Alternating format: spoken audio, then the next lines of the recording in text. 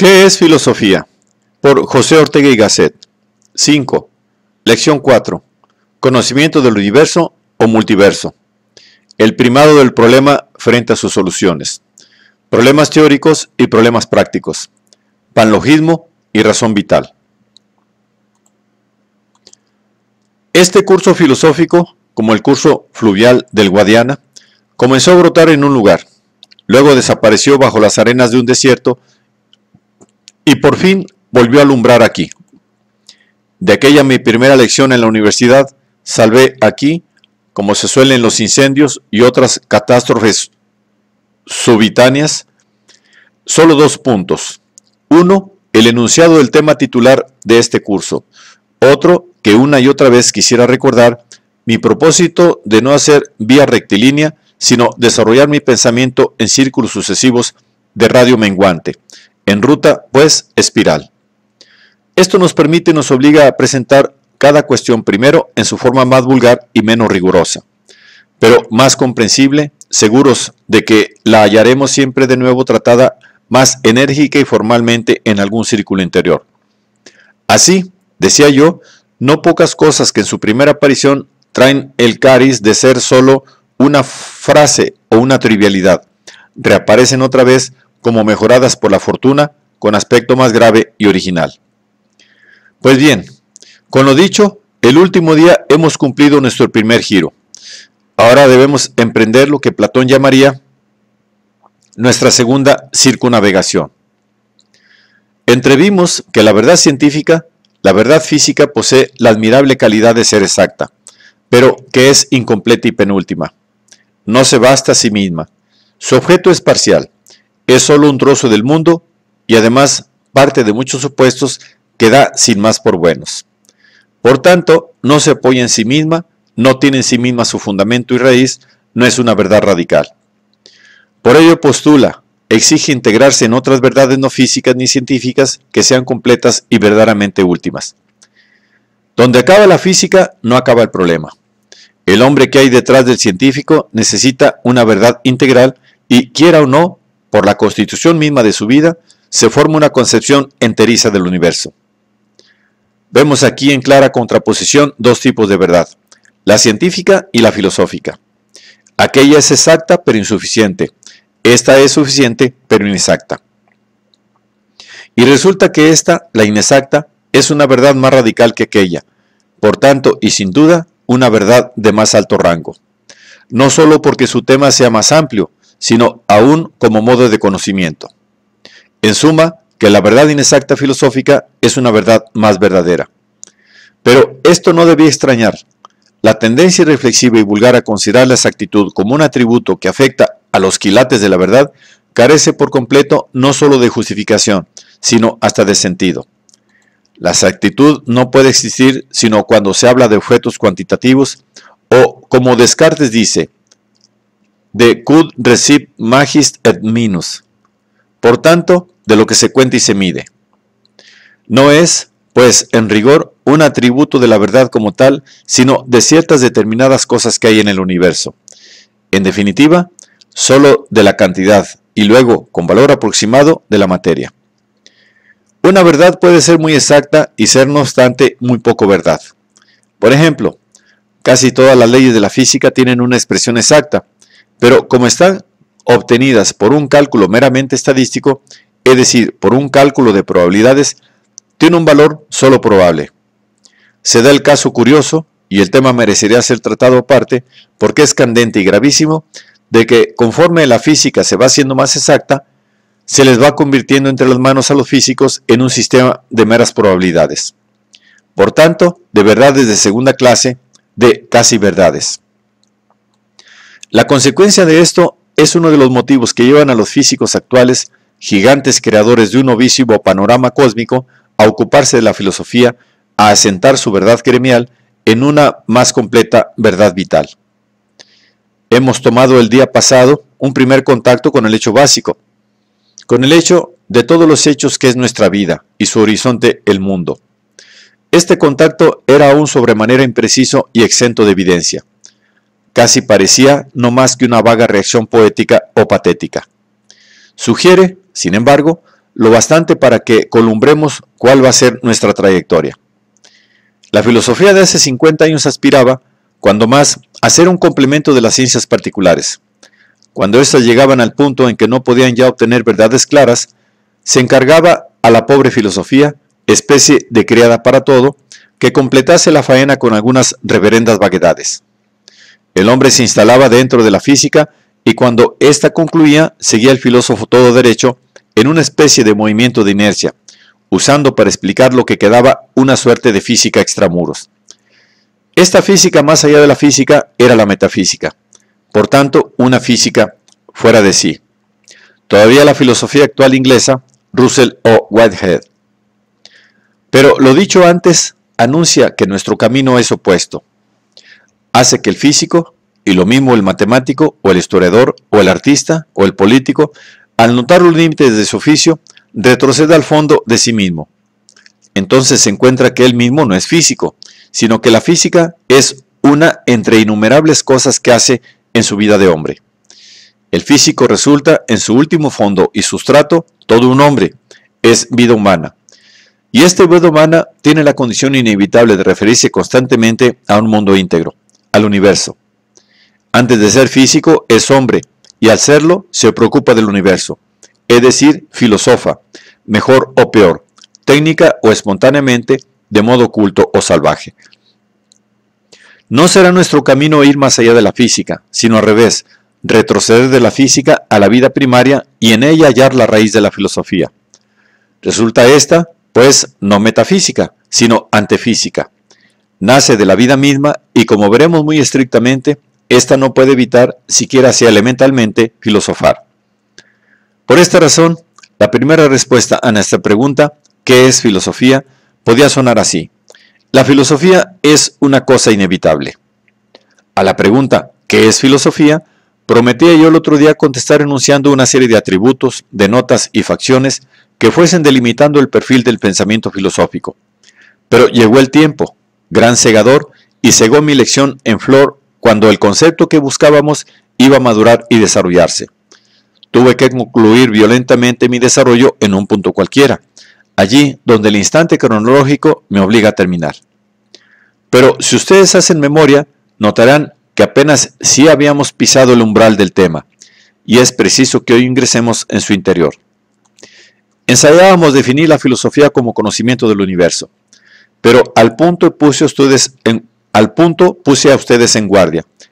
No fuera a ser que esta definición, con su aparente rotundidad, dejase escapar precisamente cuanto hay de esencial y específico en el modo intelectual que llamamos filosofía.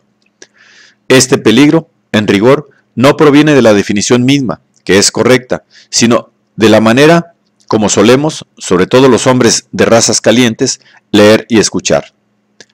Tras un cuarto de siglo de producción ideológica, no presumo de anciandad, pero es el caso que yo comencé a publicar a los 18 años, he perdido toda ilusión que consiste en esperar, salvo excepciones de españoles o de argentinos, que entiendan por leer u oír otra cosa que resbalar del significado espontáneo o impresionista de una palabra al de otra y del sentido primerizo de una frase al de la subsecuente. Ahora bien, así, no se dude de ello, no se puede entender ninguna expresión filosófica. La filosofía no se puede leer, es preciso desleerla. Quiero decir, repensar cada frase, y esto supone romperla en sus vocablos ingredientes, tomar cada uno de ellos y en vez de contentarse con mirar su amena superficie, tirarse de cabeza dentro de él, sumirse en él, descender a su entraña significativa, ver bien su anatomía y sus límites para salir de nuevo al aire libre, dueño de su secreto interior. Cuando se hace esto con los vocablos todos de una frase, quedan unidos no costado a costado, sino subterráneamente por sus raíces mismas de idea, y sólo entonces componen de verdad una frase filosófica.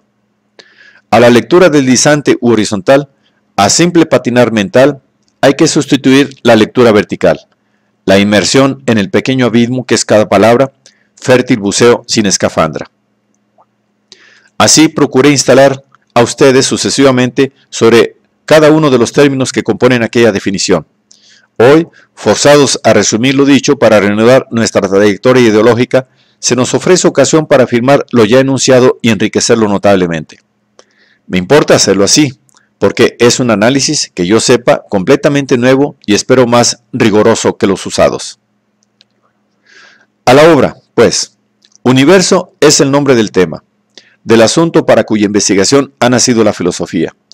Ahora bien, este objeto universo es tan extraño, tan radicalmente distinto de todos los demás, que desde luego obliga al filósofo a situarse ante él en una actitud intelectual completamente diferente de la que las ciencias particulares adoptan ante los suyos. Entiendo por universo formalmente todo cuanto hay, es decir, que al filósofo no le interesan cada una de las cosas que hay por sí, en su existencia aparte y diríamos privada, sino que por el contrario le interesa la totalidad de cuanto hay y consecuentemente de cada cosa lo que ella es frente y junto a las demás, su puesto y papel y rango en el conjunto de todas las cosas, diríamos la vida pública de cada cosa, lo que representa y vale en la soberana publicidad de la existencia universal. Por cosas entenderemos no solo las reales físicas o anímicas, sino también las irreales, las ideales y fantásticas, las transreales, si es que las hay. Por eso elijo el verbo haber. Ni siquiera digo todo lo que existe, sino todo lo que hay. Este hay no es un grito de dolor, es el círculo más amplio de objetos que cabe trazar hasta el punto que incluye cosas, es decir, que hay cosas de las cuales es forzoso decir que las hay, pero que no existen. Así, por ejemplo, el cuadrado redondo, el cuchillo sin hoja ni cacha, o todos esos seres maravillosos de que nos habla el poeta Mallarmé. Como la hora sublime que es, según él, la hora ausente del cuadrante, o la mujer mejor, que es la mujer ninguna. Del cuadrado redondo solo podemos decir que no existe, y no por casualidad, sino que su existencia es imposible.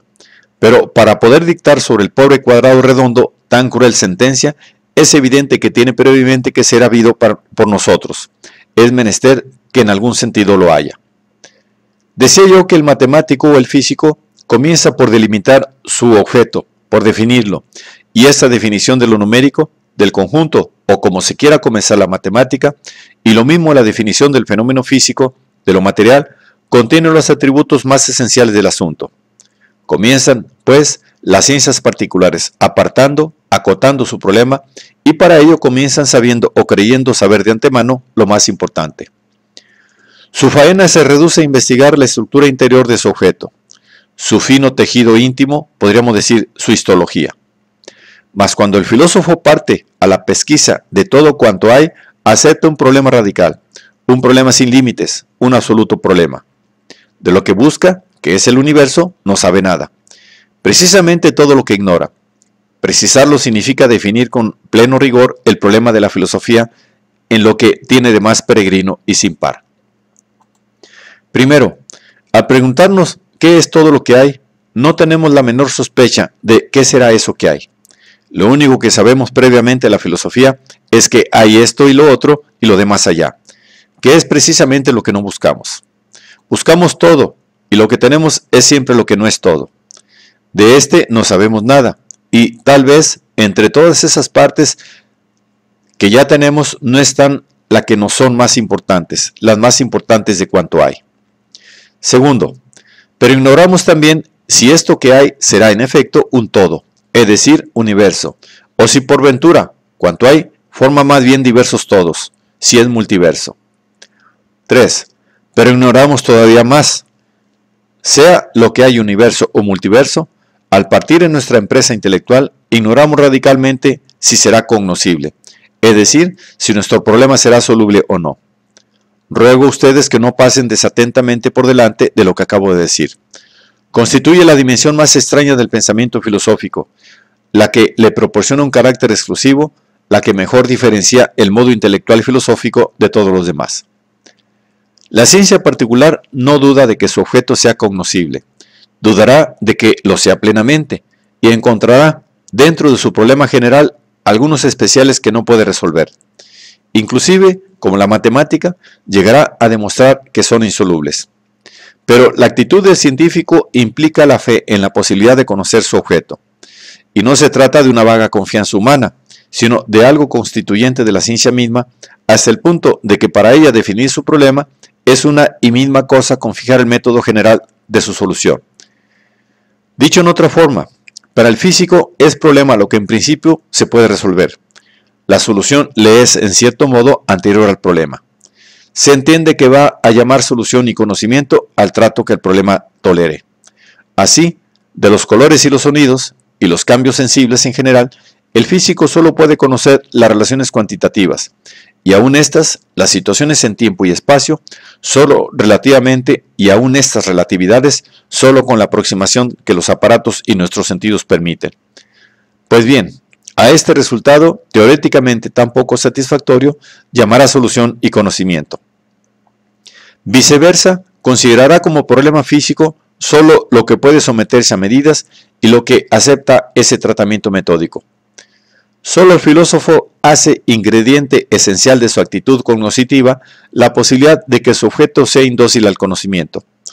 Y esto significa que es la única ciencia que toma el problema según se presenta, sin previa y violenta domesticación. Va a cazar la fiera según vive en la selva, no como el domador de circo que previamente la cloroformiza.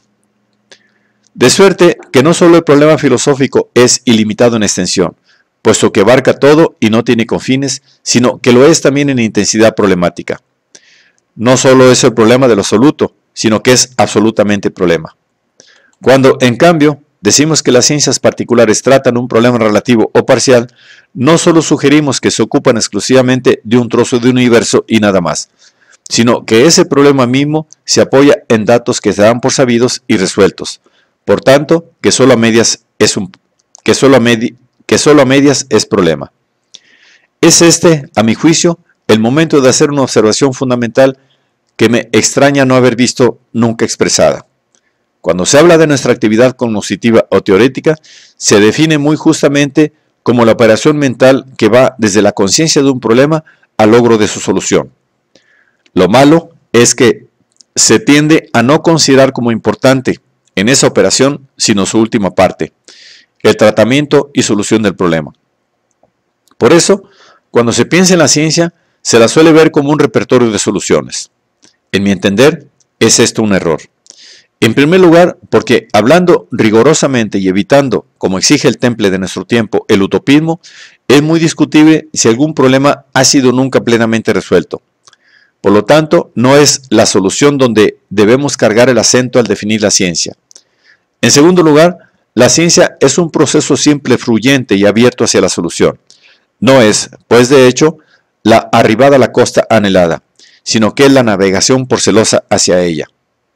Pero, en tercero y definitivo lugar, se olvida que al ser la actividad teórica una operación y marcha de la conciencia de un problema a su solución, lo primero que es, precisamente, es conciencia del problema.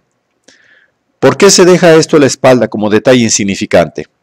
¿Por qué parece natural y de no urgente meditación que el hombre tenga problemas? Y sin embargo, bien obvio es que el problema está el corazón y el núcleo de la ciencia. Todo lo demás actúa en función de él. Es secundario con respecto a él. Si queremos un instante rozar el placer intelectual que proporciona siempre la paradoja, diríamos que lo único no problemático en una ciencia es justamente su problema. Lo demás, sobre todo la solución, es siempre precario y discutible, vacilante y mudadizo. Cada ciencia es, primariamente, un sistema de problemas invariables o de muy limitada variación, y eso, el tesoro de problemas, es el que migra a lo largo de las generaciones, el que pasa de mente en mente, el que constituye el patrimonio y el palladium de la tradición de la historia milenaria de una ciencia. Pero todo esto me sirve solo como peldaño para elevarme a una consideración más radical. El error padecido al ver la actividad teórica por el cabo de su solución y no por su cabo inicial, que es el problema, se origina en un desconocimiento de la maravilla que significa el hecho magnífico de que en el hombre existan problemas. Y es que no se distinguen dos sentidos muy diferentes de este vocablo. Se observa que la vida plantea al hombre, desde siempre, problemas. Esos problemas que no se plantea al hombre, sino que caen sobre él, que le son planteados por su vivir, son los problemas prácticos.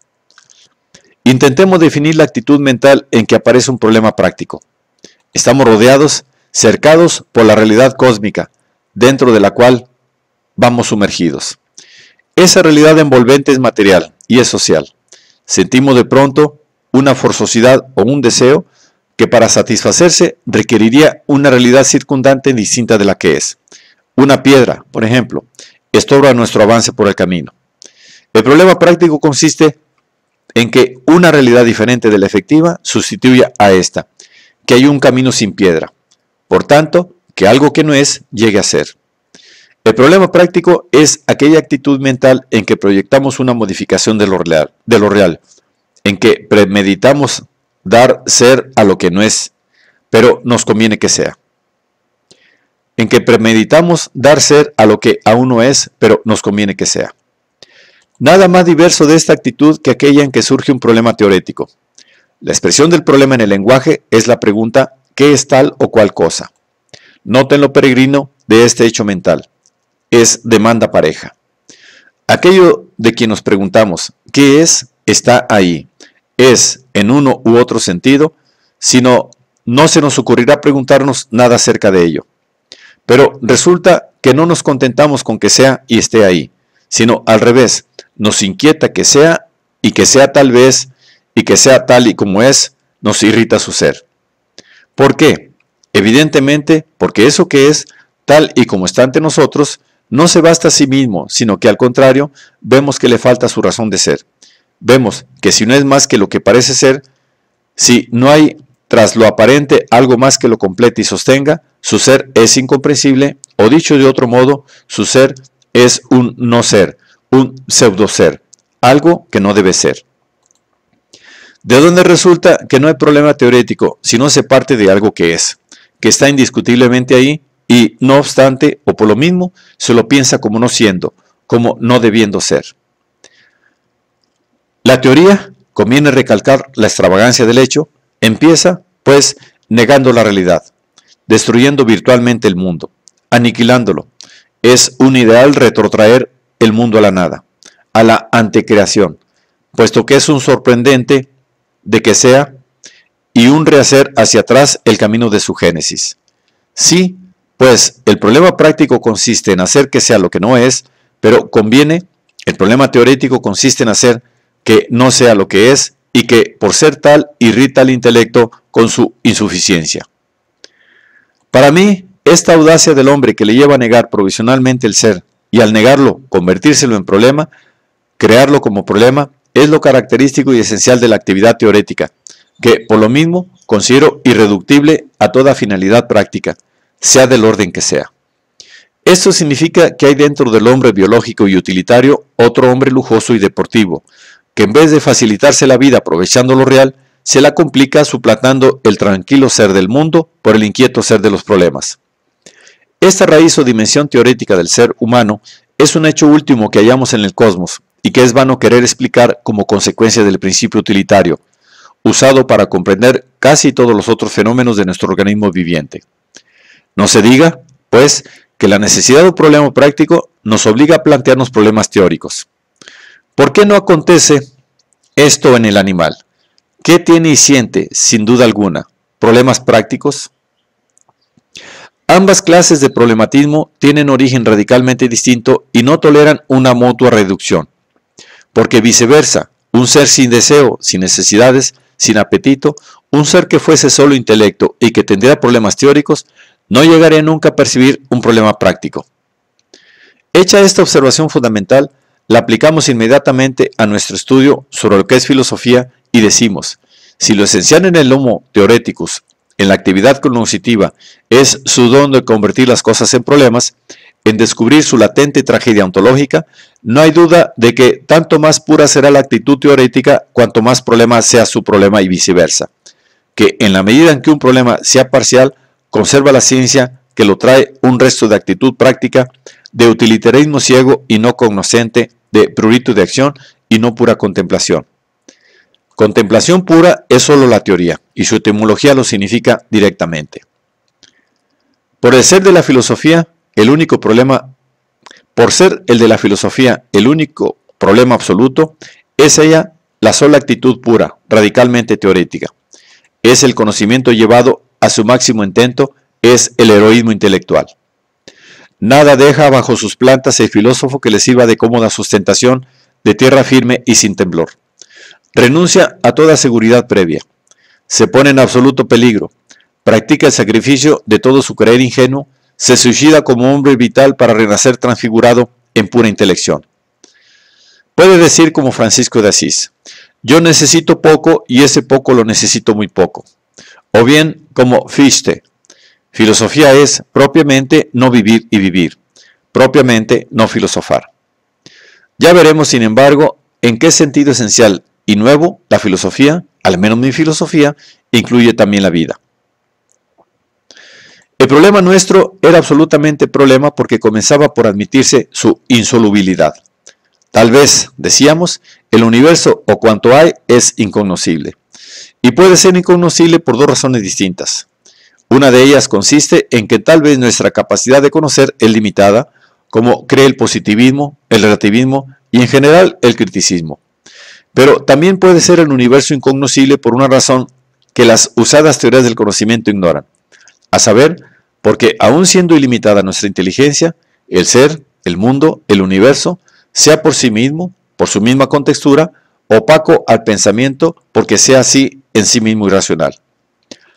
Hasta estos últimos años no se ha vuelto a plantear el problema del conocimiento en forma elevada y clásica.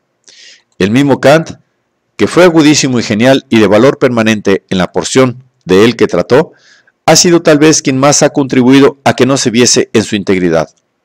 Hoy empieza a parecernos extraño e inaceptable que aun cuando se trate de él en esa forma parcial, se quiere eludir la cuestión general. Si yo me pregunto cómo y cuánto puede el sujeto hombre conocer, necesito antes de averiguar qué entiendo en general por conocimiento, sea quien sea el sujeto que conoce. Solo así podré ver si, en el caso particular del hombre, se cumplen las condiciones genéricas sin las cuales no es posible conocimiento alguno. Hoy, sobre todo, después del reciente libro del gran pensador alemán Nicolai Hartmann, empieza a reconocerse que es preciso comenzar por determinar cuáles son las condiciones primarias de cognoscibilidad. El conocimiento definido en su carácter más elemental era aquella famosa y trivial adequatio rei et intellectus, es decir, una asimilación entre el pensar y el ser. Pero ya vimos que cabía un mínimo de adequatio, la cual da un conocimiento meramente simbólico en que mi pensamiento de una realidad no se parece apenas en nada a esa realidad, como un idioma tiene palabras distintas que otro y se contenta con una correspondencia o paralelismo. Aún en este caso mínimo, no podrían corresponderse los idiomas distintos si no tuviesen, a la postre, una estructura formal común, es decir, un esqueleto gramatical que por lo menos en parte fuese común a ambos. Lo mismo acontece en todo conocimiento. Si lo es, aún mínimamente, tiene que haber un mínimo de efectiva asimilación entre el ser conocido y el pensar o estado subjetivo del que conoce. Solo puede entrar el mundo en mi mente si la estructura de mi mente coincide en parte con la estructura del mundo, si mi pensar se comporta en alguna manera coincidentemente con él. De suerte que la vieja expresión escolástica adquiere un sentido nuevo y fabulosamente más grave. No se trata solo de lo que hasta ahora ha significado y que es una advertencia casi frívola, a saber que el intelecto, si conoce, se asemeja a la cosa, es decir, la copia, sino que se trata precisamente de la condición honda sin la cual aún esto es imposible.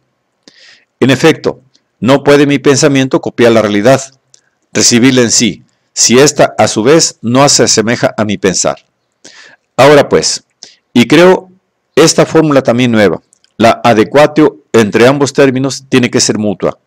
Mi pensamiento ha de coincidir con la cosa, pero esto es imposible si la cosa ya por sí no coincide con la estructura de mi pensamiento.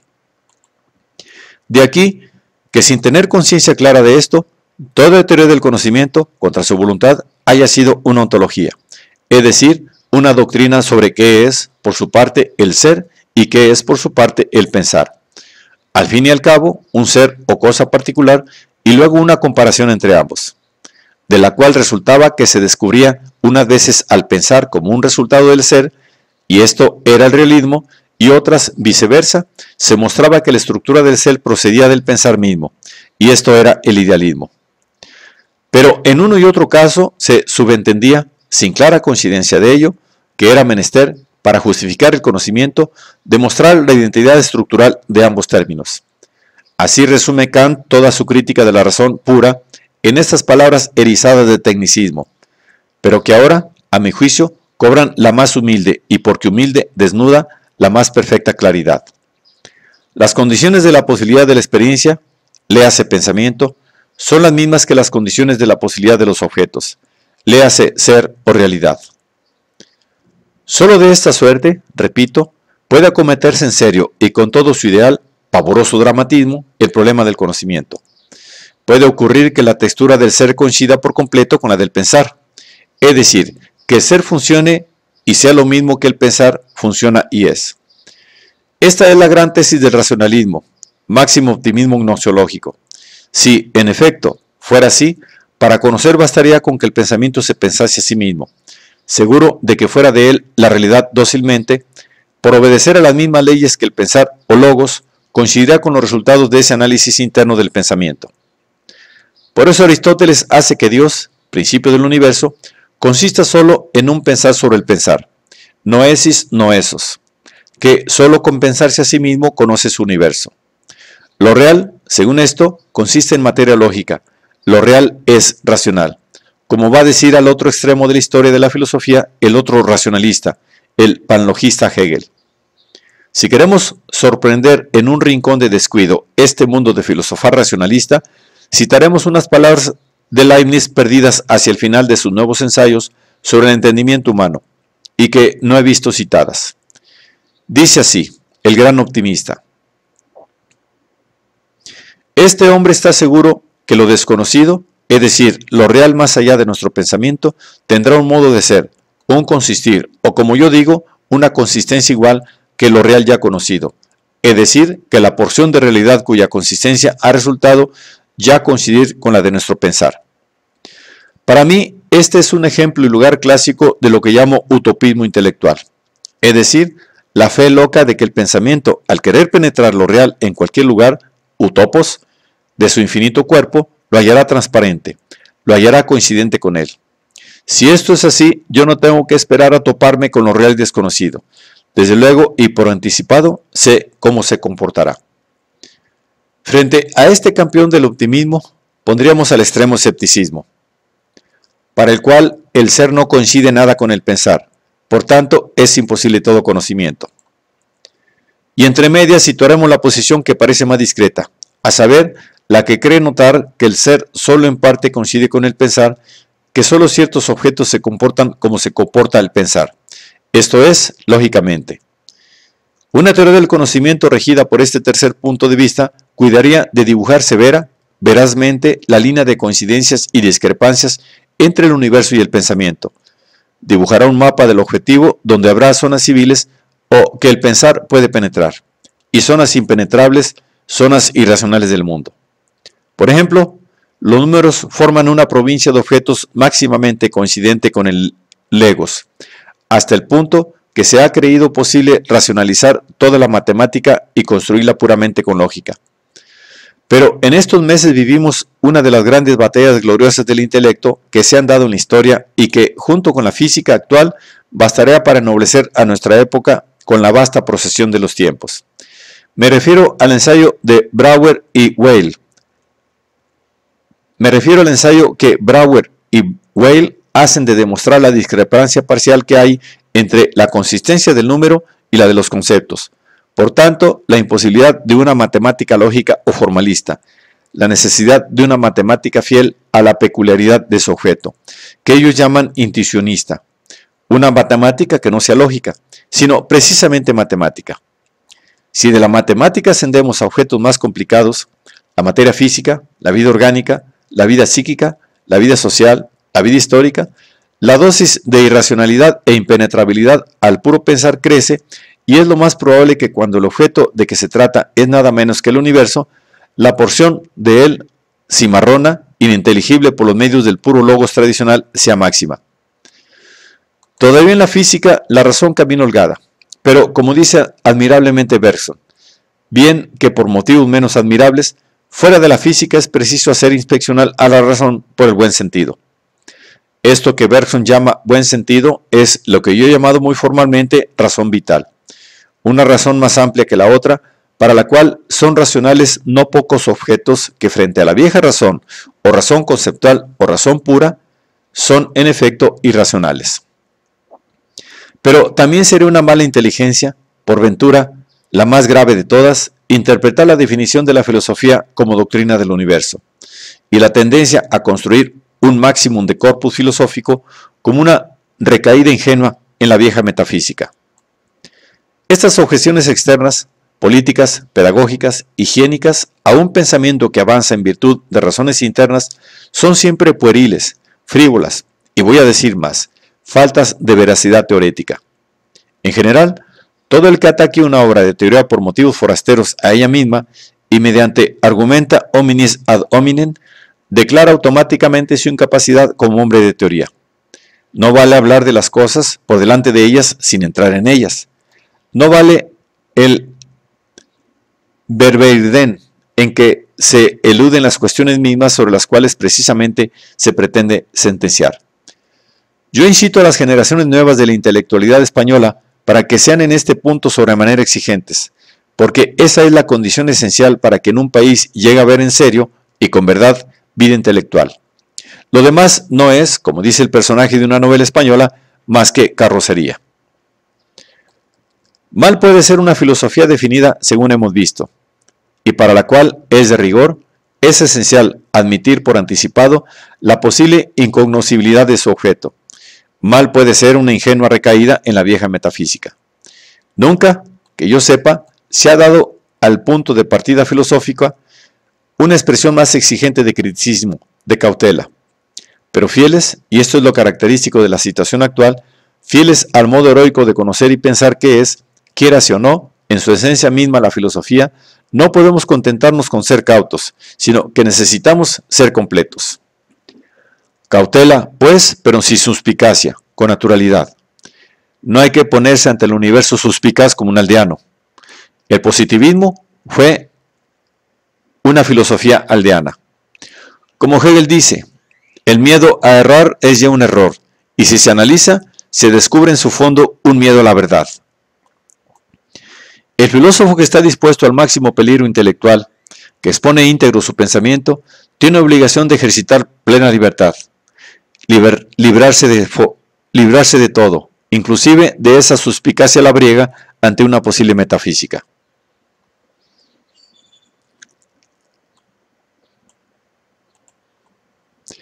No renunciemos, pues, a ningún rigor crítico, más bien lo llevamos a su extrema exigencia, pero lo hacemos sencillamente, sin darnos importancia por ello, sin adoptar la patética gesticulación criticista. Detestamos, como todo nuestro tiempo, el vano ademán exacerbado, la superlación del gesto. Hay, en todo, que ser lo que se es, sin gesticulación, en sobria autenticidad, evitándose la exageración y el mascarrón de proa de sí mismo. Si ahora, a fin de no perdernos, tentamos el hilo de Ariadna, necesario en todo desarrollo de conceptos, podemos resumir lo dicho reiterando su fórmula primera, que ahora sonará a ustedes más llena de sentido. Filosofía es conocimiento del universo o de todo cuanto hay, pero al partir ni sabemos qué es lo que hay, ni si lo que hay forma universo o multiverso, ni si universo o multiverso será cognoscible. La empresa, pues, parece loca. ¿Por qué intentarla? ¿No fuera más prudente excusarla, dedicarse no más a vivir y prescindir de filosofar? Para el viejo héroe romano, por el contrario, era necesario navegar y no era necesario vivir. Siempre se dividirán los hombres en estas dos clases, de las cuales forman la mejor aquellos para quienes precisamente lo superfluo es lo necesario. En el pequeño patio de Oriente se alza dulce y trémula, como un surtidor de fontana, la voz ungida de Cristo que amonesta: Marta, Marta, una sola cosa es necesaria. Y con ella aludía, frente a Marta hacendosa y utilitaria, a María amorosa y superflua.